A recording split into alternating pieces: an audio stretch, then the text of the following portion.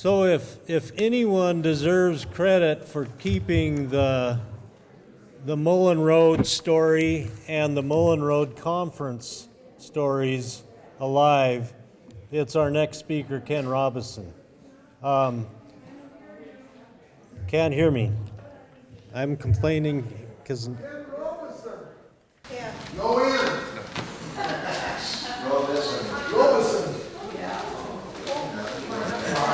Robison. Robison. Ken has, to give you an idea of how important he is to our conference this year, he's the one who has arranged the conference for the next 2 years, probably in Spokane, Cheney, and I'm getting a thumbs up from Mr. Youngs. And probably, well, we're really hoping in Helena on 2025 when they get the new Heritage Center completed in Helena. And now I heard, let's go to Deer Lodge in 2025, or 2026. So that's what I mean by keeping this alive. And there's also probably not, in my mind, not a historian in Montana who has such a depth and breadth of knowledge of Montana history and Montana stories. I'm going to leave it at that. Ken is from Great Falls. He's part of the, what's it called in Fort Benton, Ken? The Overholser Historic Research Center, and part of the scene in Fort Benton and Great Falls, and author or co-author of 16 books, many of which he will have on sale here after the talk, and he will share a table with Thomas Minkler. Ken Robison.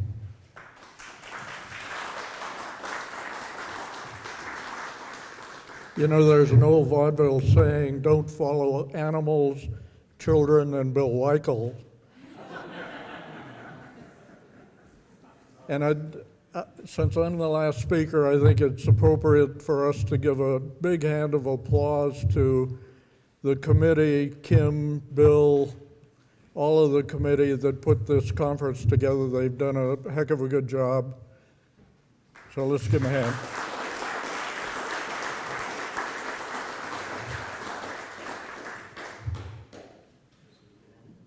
How many are here at this Mullan Road Conference and have never been to a conference before?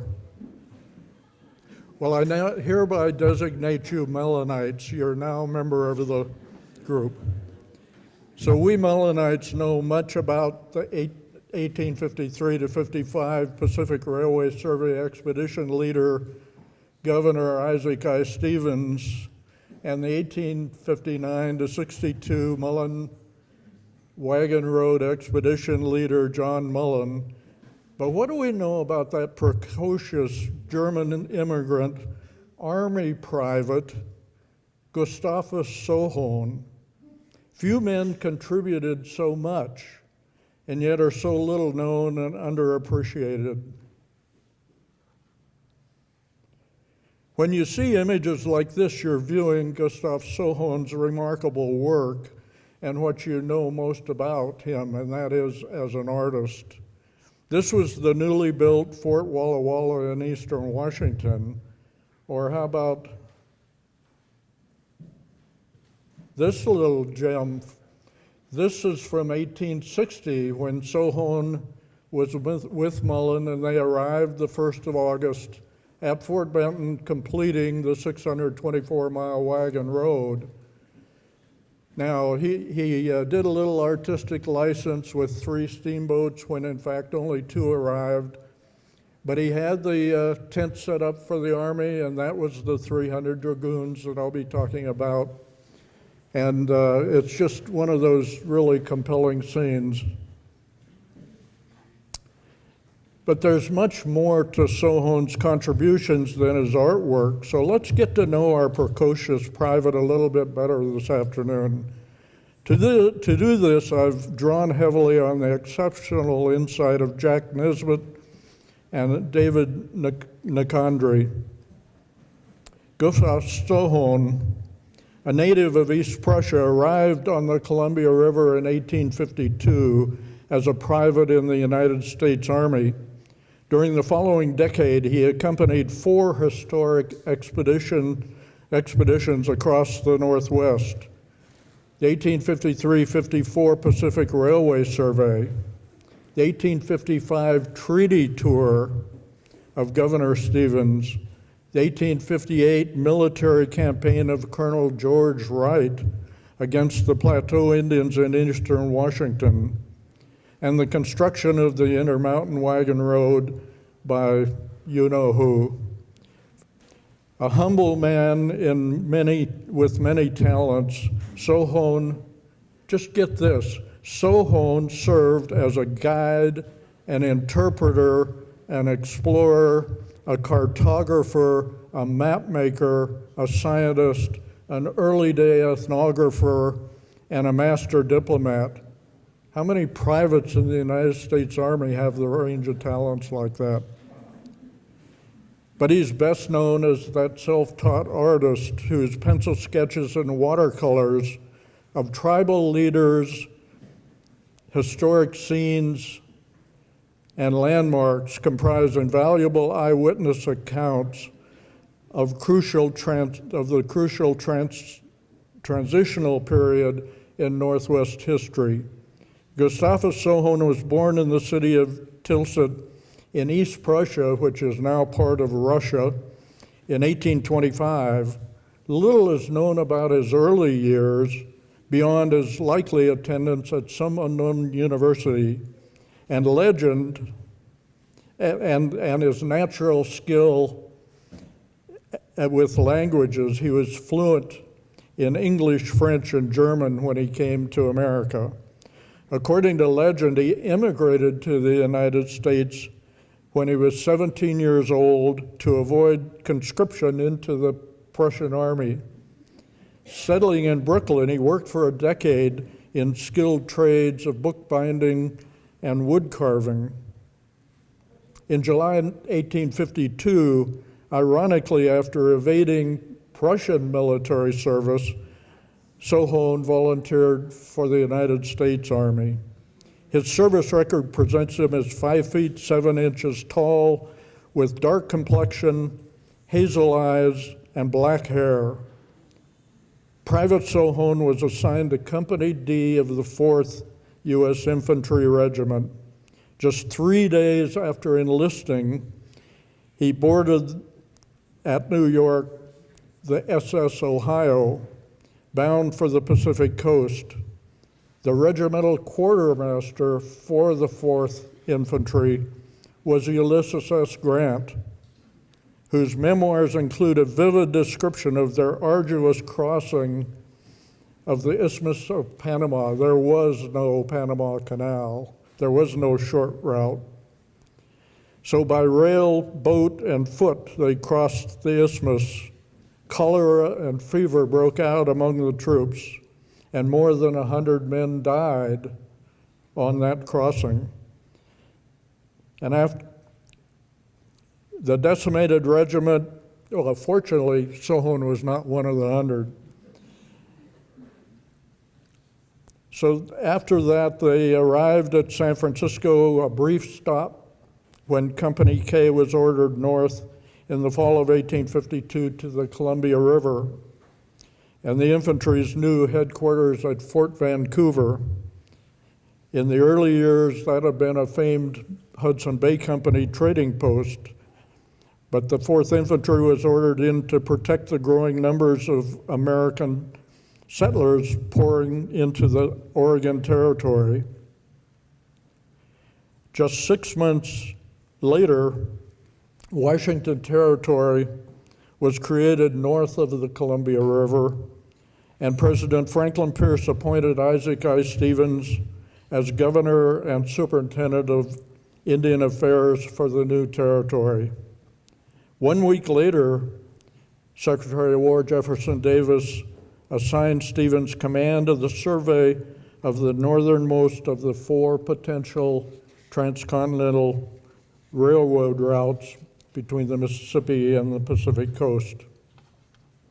Stevens departed St. Paul, Minnesota in June of 1853 to explore the possibilities for a railroad between the 47th and 49th parallel, not the 5440 that Tate talked about last night.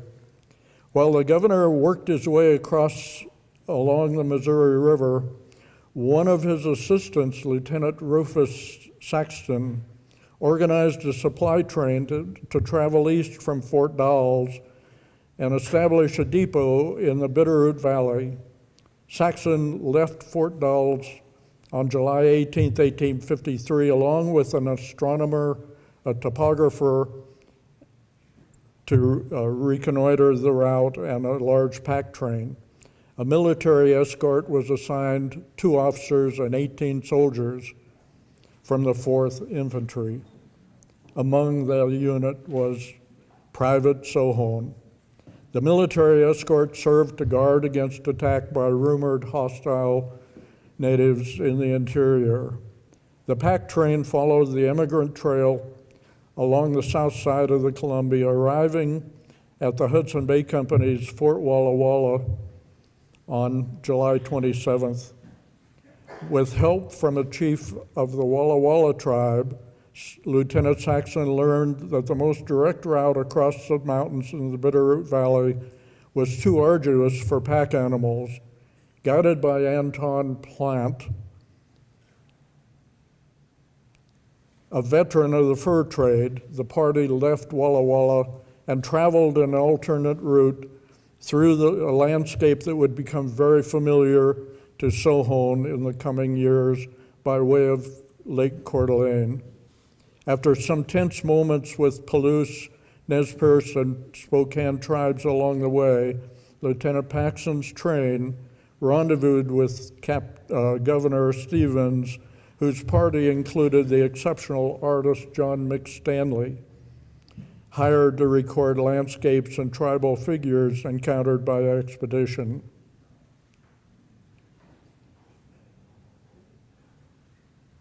Before continuing west, Governor Stevens directed Army topographer Lieutenant John Mullan to establish winter quarters in the Bitterroot Valley and to survey the passes in detail through the Rockies. Lieutenant Mullan set up his winter camp called Cantonment Stevens, adjacent to the Bitterroot, 30 miles south of where we are and about 10 miles south of Fort Owen.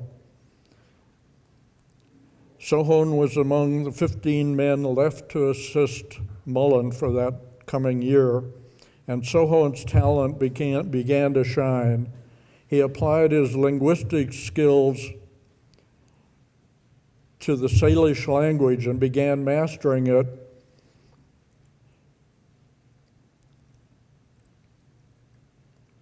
He began mastering it while completing a dictionary of Salish words and phrases. He began sketching portraits of Flathead and Pondorial leaders as well as scenes of landscapes and events. From this image of Cantonment Stevens, Sohon showed us 4 cabins formed in the camp's core. The complex was completely enclosed, and in its center was a flagpole as tall as the surrounding trees. Sohon shows 17 teepees in close proximity to the camp. After years spent exploring the Bitterroot Range and even up into the Flathead and the Mission Valley to the Canadian border, Lieutenant Mullan's detachment received orders to return to the Columbia. This year, exploring passes and landscapes led to Mullan's later selection to build the Mullan Road. Journeying west across Lowell Pass, which they concluded was a most uninviting route for the railroad, they reached the Snake River at the mouth of the Clearwater on October 5th. They made their way overland across the high rolling prairie to Fort Walla Walla, then down the immigrant road to Fort Dalles. Sohon spent at least part of the following months at Fort Vancouver, where he made this bird's eye sketch of the new post that was later adapted for a lithograph on the official expedition report. During the spring of 1855, Governor Stevens, as superintendent of Indian Affairs, completed treaties with the Western Washington tribes and prepared to negotiate 3 crucial treaties with the Columbia Plateau and Rocky Mountain tribes within Washington Territory, then the Washington, Idaho, and western Montana.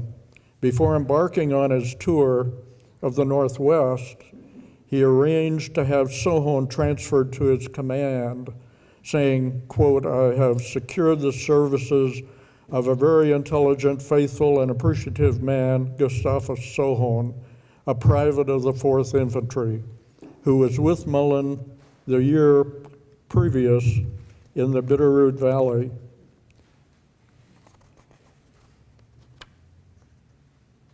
And had shown great taste as artist and ability to learn the Indian language, as well as facility in intercourse with the Indians." Clearly, Stevens was intending to publish an account of his treaty operations and was keenly interested in Sohon's artistic talents, knowing that dramatic illustrations would catch the eye of Eastern readers and politicians in the States. The first of the treaty councils took place on a traditional tribal meeting ground in Walla Walla Valley during May of 1855. Throughout this council, Sohon actively captured dramatic scenes, including the ceremonial arrival of hundreds of Nez Perce, a goodwill feast served by Stevens and his Oregon Territory counterpart, General Joel Palmer, under an arbor built to shelter the diners. And in this image, Sohon recorded the Treaty Council in its long, arduous 3-week session. In addition, Sohon communicated well with the tribal leaders, and many allowed him to draw their portraits, such as Chief Joseph in this sketch. Fortunately, Sohon recorded both native and English names of his subjects in most cases, as well as noting colors of garments and accessories.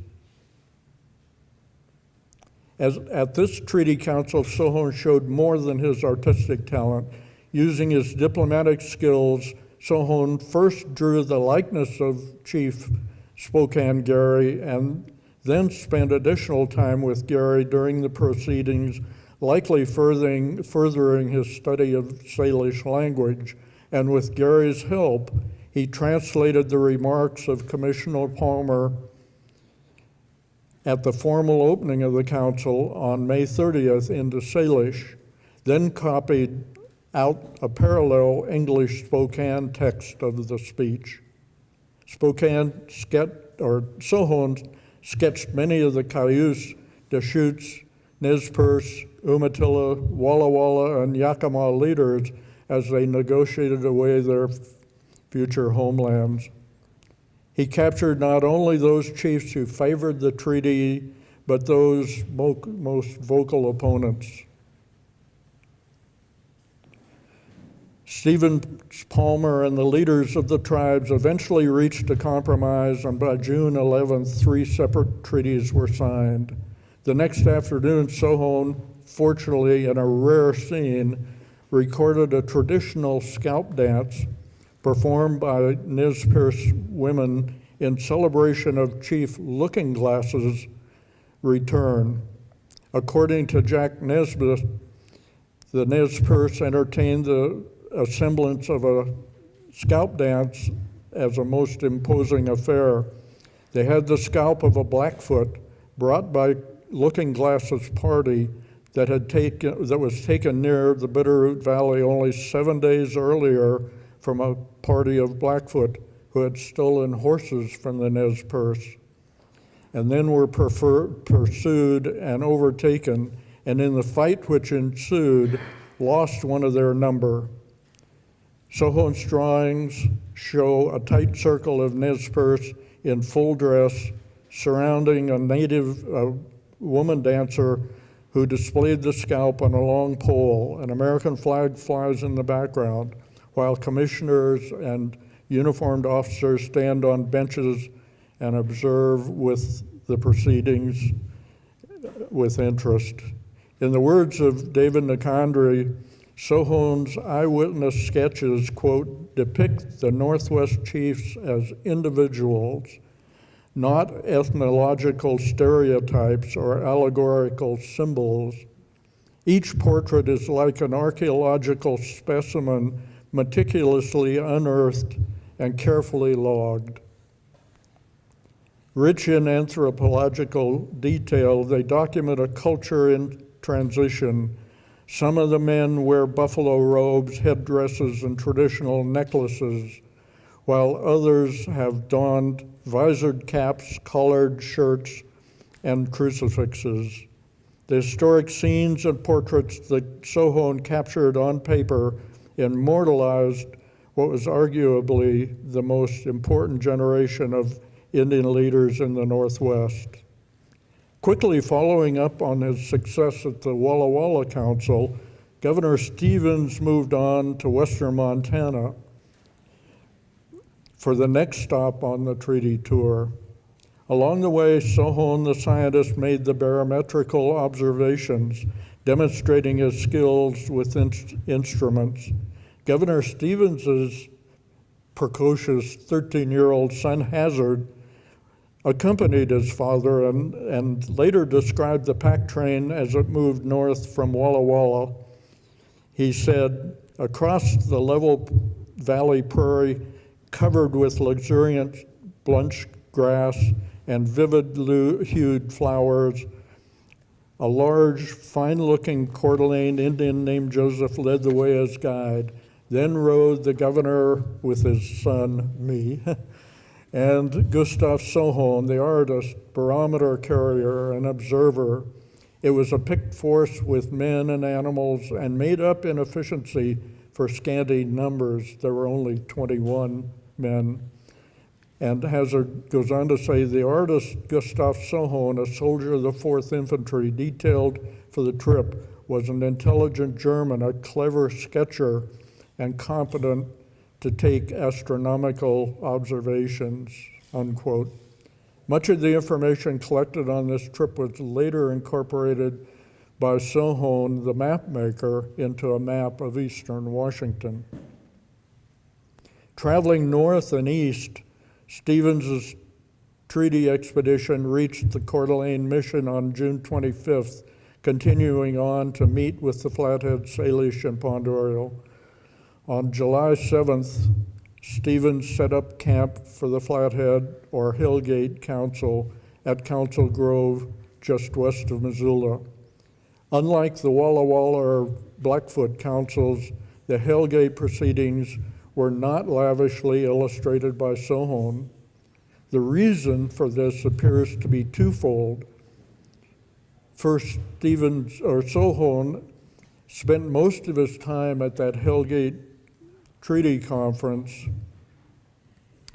as an interpreter, and the other, and so he had far little time for his artistic work. And the second reason was that he'd just spent the previous year with Mullan in the area, so he'd already done sketches of many of the tribal leaders that were present there at the council. The council convened the 9th of July with 1,200 natives present in a festive mood, in contrast to the tense environment at Walla Walla. Here, Stevens altered his negotiating strategy for these tribes to hold out the prospect of peace with their historic enemy, the Blackfoot. Stevens promised in return for land cessions and agreement to reservations that he would secure for them hunting rights in Blackfoot country. Stevens was not at his diplomatic best during these negotiations. At worst, he was, quote, impatient, arbitrary, and untruthful in the mind of his biographer, Kent Richards. Stevens manipulated dialogue and even put words in the mouth of chiefs such as Flathead Chief Victor, shown here. The Pond Oriole refused to move.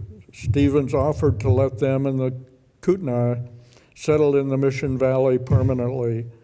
Victor and the Flatheads would move onto Port Oriole land until such time as the president decided whether a Bitterroot Valley home was best for them or not. Agreement was reached on July 16th. The Kootenai disliked the Flathead Treaty so much that Chief Michaels simply avoided it by crossing the border into Canada. Stevens quickly left the Bitterroot Valley and crossed the divide to rendezvous with the Blackfoot at Fort Benton.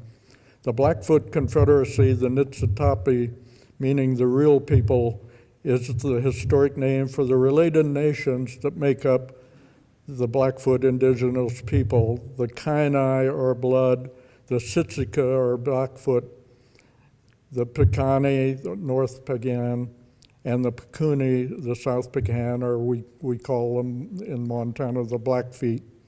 Historically, the peoples of the Confederacy were bison hunters and gatherers following seasonal rounds across large areas of the northern Great Plains, the short grass prairie ecological region. Once horses and firearms were acquired in the early 1700s, the Blackfoot used those to expand their territory. They followed the bison herds as they migrated between what was now Western Canada and the United States as far north as the Bow River and south to the Yellowstone River. Today, three Blackfoot First Nation governments, the Kainai, Siksika, and Piikani,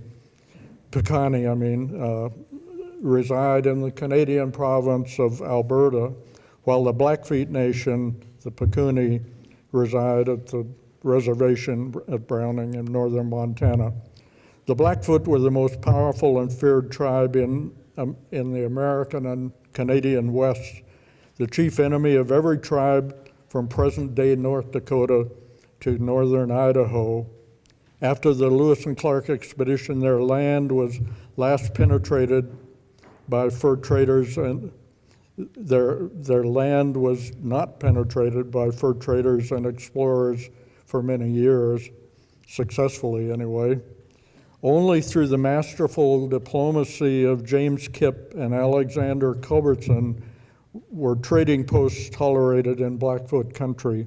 Stevens had met with the powerful Blackfoot chiefs in the fall of 1853 and asked them to refrain from attacking Flathead, Nez Perce, and the other western tribes when they crossed the Rockies to hunt the buffalo. Many of the chiefs had agreed with Stevens' request, at least to an extent. For brevity, let me oversimplify events. Finally, in October, remember he got to Fort Benton in July, and it wasn't until October that the Blackfoot Council held, not at Fort Benton, but down the Missouri River, 84 miles to the mouth of the Judith River, was held. On Stevens' arrival at Fort Benton on July 26th, the Blackfoot were ready and Stevens was more than ready. Yet a key commissioner, Alfred Cummings, was still not present. He was months away. We'll leave all this and the intense dislike that immediately developed upon Cummings' arrival between Cummings and Stevens for another talk as well. Finally, more than 2 months late, and at the mouth of the Judith, the council began on October 16th. Sohon described the council ground amidst a grove of cottonwoods as a semicircular valley extending up and down the Missouri about 3 miles, quote, sloped from a half mile to a mile upward and back to the foothills of the high bluffs that form a background and a natural amphitheater. The commissioners and chief Indians were seated upon a raised platform some 2 to 3 feet above the ground, which was constructed with plywood logs, surplus lumber taken from the Mackinac boats that brought the annuity payments, and Cummings to that point. I might note also that this was 4 years after, or this was 4 years before the first steamboats were able to fight their way up the Missouri River that far, so they were still using Mackinacs and keelboats. 59 chiefs from 10 tribes were present with a total of 3,500 Blackfoot, Nez Perce, Flathead, Kootenai, and so on, attending the massive council. This image shows the Kainai coming to council on the cover of the excellent David Nicondre booklet. Importantly, the Blackfoot Council was intended to be an intra-tribal peace treaty council rather than an intertribal cessional land treaty. Since no land cession was involved, it was not contentious and was negotiated in just 2 days. Stevens viewed the Blackfoot as friends. Cummins was dead set against that, and that was one of their big beefs. But Stevens set the tone, praising the Blackfoot by saying, quote, "My heart must express its gratitude to you all for the kindness you have shown me and those connected with me for nearly 3 years. We've been traveling over your whole country. We have kept not guard. We have not tied up our horses. All has been safe. Therefore I say peace has been, is now, and will continue between these Indians and the white man," unquote. In turn, there was genuine enthusiasm at the council for a treaty of friendship between the Plains and Western Indians. Stevens wisely realized that this peace would only last by codifying tribal hunting preserves, including travel corridors. On the last day of the conference, only 2 chiefs spoke. Piegan Chief Lame Bull Treaty is called the Lame Bull Treaty, and he spoke in strong support. And the powerful Seen from Afar, the head chief of the Kainai, also spoke very positively for the treaty. And Seen from Afar was Alexander Culbertson's brother-in-law through his wife, Nottawista. Culbertson had married well and wisely. In the words of ethnographer John Ewers, the Blackfoot Council was the most important intertribal gathering ever held on the northwestern plains. Warriors from both sides of the Continental Divide, who had previously been historic enemies on the field of battle, agreed to settle ancient differences through the efforts of Isaac Stevens, they called, quote, the great soldier chief. Now, all was not peaceful after that, but for the most part it was. Certainly a much change was in the offing. After completing treaty negotiation, let's fast forward with John Mullan. Still in the Army, he spent the winter of 1855-56 at Fort Dalles.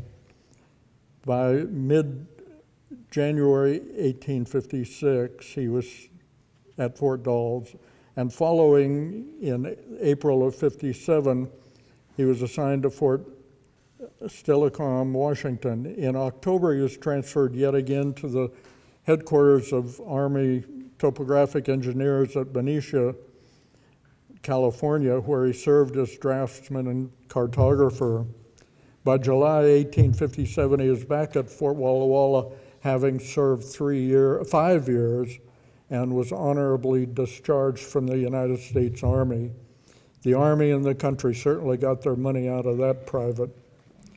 In March of 1859, the War Department directed Lieutenant John Mullan to supervise and survey the construction of a military wagon road, as you all know, between Walla Walla and Fort Benton. One of Mullan's first steps was to hire Gustav Sohon, the civilian, as his guide, interpreter, diplomat, and artist. Just as they were getting underway from Fort Dalles, news came of the defeat of Colonel Edward Steptoe and his soldiers near present-day Rosalia, south of Spokane, by a force of Coeur d'Alene, Spokane, and Palouse Indians. While this delayed Mullan's road building, upon learning that Colonel George Wright was organizing troops for a retaliatory strike, Mullan saw an opportunity to perform at least a part of his planned expedition. He offered his services, as well as those of Sohon and topographer Theodore Kalecki, as a topographic crew to Colonel Wright, quote, stating that having instruments and material, we were in a condition to collect and prepare any topographical facts and features that the march might develop. On the march north, Mullan, Sohon, and Kalecki worked ahead of the troops, throwing down bridges across creeks, scouting the best line of travel. Let's summarize their important contribution to this campaign by showing Sohon's rendering of a dramatic scene from the decisive Battle of Spokane Plains, showing Wright's officers clustered on a bare hillside surveying a bank of flames from a grass fire set by Indian forces in hopes of stalling the Americans. In this colorful rendition, the military position dominates, while in its midst the smoke created by the grass fires wafts across their position. The fact that Wright ordered the military into a linear formation is seen in each of Sohon's drawing, illustrating the battle line, confirming the narrative and cartographic record of the engagement. Moving on quickly to the Mullan Road, at the conclusion of his service with Wright in early October, Mullan made a quick trip to Washington, D.C. to successfully lobby for additional funding for the road. By mid-May 1859, Mullan was back at Fort Dalles, where he immediately directed Sohon to explore the possibility of crossing the Bitterroot, saying, quote, Mr. Sohon's early connection with my explorations in 1853-54, his knowledge of the Indian language, his familiarity with the general scope of the country to be traversed, and the influence he's always had so beneficially exerted over the Indians all point him out as the proper person to explore the new and dangerous region. Despite Sohon's best efforts, he could not locate a better route, and so on July 1st, the Mullan expedition began their 13-month road building effort by way of Coeur d'Alene, south of the lake in 1859, then over the Bitterroot Divide and down the Clark's Fork and on over the 624 miles to Fort Benton. As the expedition proceeded on the arduous work of building a wagon road across the Bitterroot and down to Hellgate, Sohon led an advance party that examined the countryside and marked the trail for construction teams to follow. He also prepared maps of the route and continued to sketch scenes along the way. In this marvelous illustration, Sohon shows cartographers at work at their winter quarters at Cantonment, Jordan. These men at the table are likely John Mullan, Theodore Kalecki, Walter W. DeLacy, and Gustav Sohon. The fifth man, very likely, is topographer Thomas Adams. Throughout, Gustav Sohon was indispensable. In mid-March 1860, Sohon led an 85-horse pack train and 17 Flathead Indians on a supply trip to Fort Benton to bring back 11,000 rations, which had been pre-positioned there the year before. This crucial trip by Sohon not only brought back needed rations, but on return in mid-April, Sohon led a 9-man delegation of Piegan Blackfeet under Chief Little Dog for the first critical encounter of the expedition with the Blackfeet. As the expedition had neared Blackfoot country, Lieutenant Mullan had been warned by the Flatheads that the Blackfoot were opposed to the expedition passing through their country, and Mullan was very concerned about that. Mullan handled the important meeting with Chief Little Dog very well, and Chief Little Dog agreed to the passage of the expedition. On August 1st, the road crew arrived at Fort Benton on the Missouri River, the eastern terminus of the road. Here they met 300, and excuse me, Tate, I'm inflating your 150 from last night. It was really 300 dragoons that were pre-positioned at Fort Benton. They had arrived by the first 2 steamboats to ever fight their way up the final portion of the Missouri River to the levee at Fort Benton.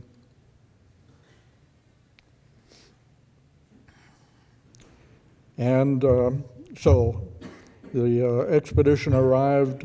The 300 dragoons were in camp and had been waiting for almost a month, and they were to become the first military unit to use the wagon road. Of course, who did Lieutenant Mullan assign to guide the 300 dragoons? Of course, it was Gustav Sohon.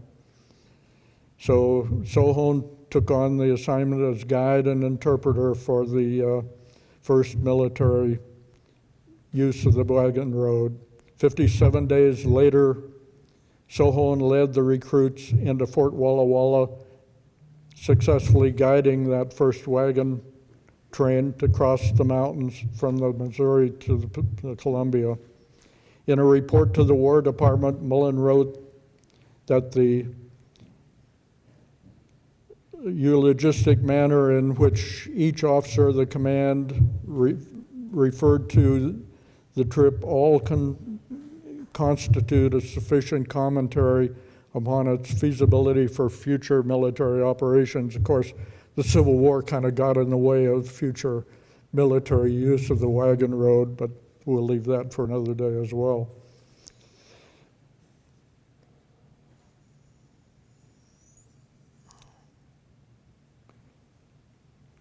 Over the next 20 years, Sohon continued to work with, over the next 2 years, Sohon continued to work with the newly promoted Captain John Mullan in improving the road. After the field season of 1862, Sohon accompanied Mullan to Washington, D.C. to assist in preparing the maps and sketches for the official report on the road project. The first edition of the published report featured 10 color lithographs of landmarks along the route by Sohon. While in Washington, D.C., Sohon, now 37 years old, met Juliana Groh, whom he married in April 1863. Around this time, Sohon sat for the photograph I showed you earlier. He's well-dressed and carefully groomed with its solid gaze and the same intelligent eyes noted by Isaac Stevens a decade earlier. 6 months after their marriage and the end of the time Sohon was required in Washington, the couple moved to San Francisco. As Tom mentioned earlier, Sohon set up a photo gallery on Market Street, and for about 2 years was operating a photo gallery and took that wonderful photo of Father DeSmit. After 2 years in the Bay Area, apparently at his wife's urging, Sohon closed the studio and they returned to Washington, D.C., where Gustav operated a shoe business. What a waste of the talent. For the rest of his life, he not only ran the shoe business, but he and Juliana raised 8 children very successfully. They went on to prominent careers of their own. So they did well, even though I think Gustav could have made continued to make a name on other fronts. But even from across the continent, he maintained an interest in events in the Northwest and kept in touch with old friends from that period of his life. His old Nez Perce friend lawyer, known as Bat that Flies in the Daytime, stopped by the Sohon home while visiting the District of Columbia in 1868, when a Flathead delegation under Chief Charlot came to the nation's capital in 1884, so 20-some years later.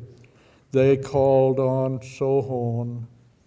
One of the artist's daughters later recalled that the only time she ever saw her husband spoke was when a pipe was passed to welcome these old friends. In 1900, Hazard Stevens, who traveled across eastern Washington with Sohon as the 13-year-old I mentioned earlier, he published a biography of his father, Isaac Stevens, which he illustrated with lithographs from Sohon's field sketches. Gustav Sohon died in Washington, D.C. on September 3rd, 1903, at age 78. He was survived by his widow, Julia, and 5 of their children, who at that point were having very successful professional careers in various fields. In 1947, his daughter Elizabeth donated to the Smithsonian Institute 25 of her father's original drawings.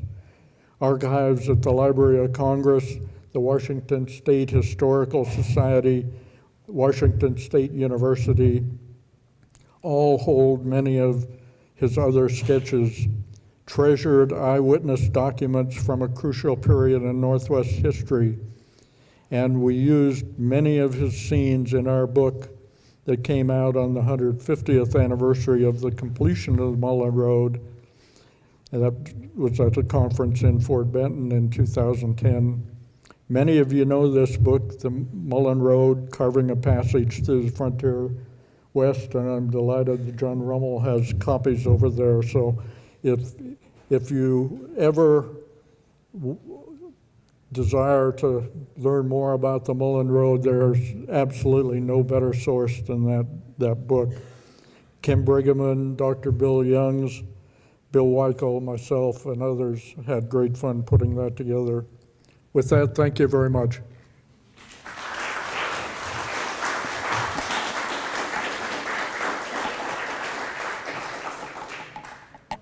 And I will take questions, but Bill Weichel's supposed to be up here because my hearing's really poor, and he's supposed to interpret for me. Come up here, Bill. So, any questions or comments?